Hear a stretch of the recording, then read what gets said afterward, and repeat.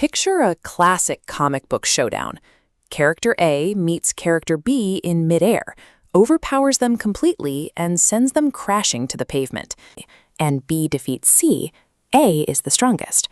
But applying the VS Battles Wiki rule for non-viable scaling changes this. If B was intentionally holding back, the connection fractures. The scaling chain is voided.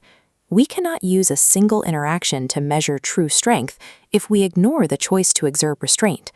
Without an honest baseline, the analysis fails.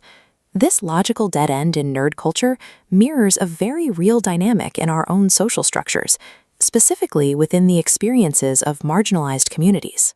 In high-stakes environments, individuals often employ code switching, intentionally suppressing their natural language, behavior, or personality to de-escalate perceived threats and navigate society safely.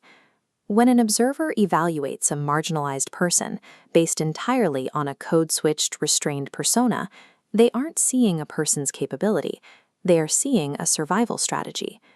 When we only measure what a person safely allows us to see, the resulting data point isn't a map of their potential, it's a record of their self-censorship. Take Drake Charles Taylor from the series The Annals of an Angel. To a casual onlooker, his baseline stats would likely register as a level 10 standard humanoid. But Drake is navigating a society where his very existence is a target, hunted by a terrorist organization known as Sovereign. To survive, he physically suppresses his magic using black obsidian crystals embedded in his arms. He is capping his own growth just to stay invisible.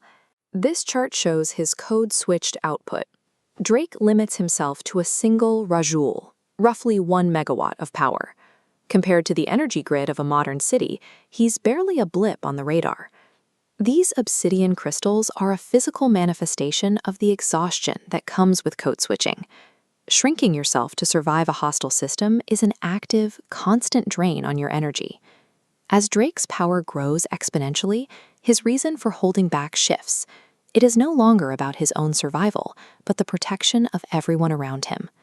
This logarithmic scale introduces the ULE, or universe level of energy, the total energy content of a single universe.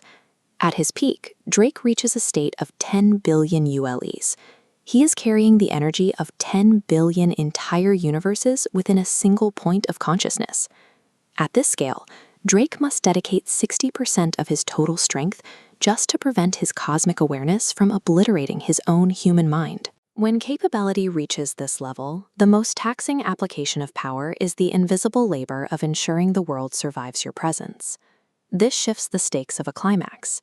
The peak of Drake's capability isn't found in a moment of explosive action, but in the silent, agonizing effort of permanent containment. Drake maintains a 3-layered containment field, balancing angelic, witch, and dragon origins, just to perform mundane, everyday tasks without collapsing reality. Emotional regulation here is a matter of life and death. If Drake loses his temper at a family dinner, he doesn't just break a chair, he risks unmaking the very concept of reality. This level of self-restraint is a battle of epic proportions, and yet, to any outside observer, he is simply sitting quietly at a table. We must carry this lesson back to how we judge people. In our own high-stakes environments, compliance or silence in an oppressive space shouldn't be mistaken for a lack of capability. Often, the person who appears the most restrained is utilizing an unfathomable amount of strength just to hold their world together. Which fictional character do you think has the biggest gap between their suppressed and true power? Have you ever had to hold back just to navigate a difficult environment? Let us know in the comments, and be sure to like and subscribe to Still Unbroken.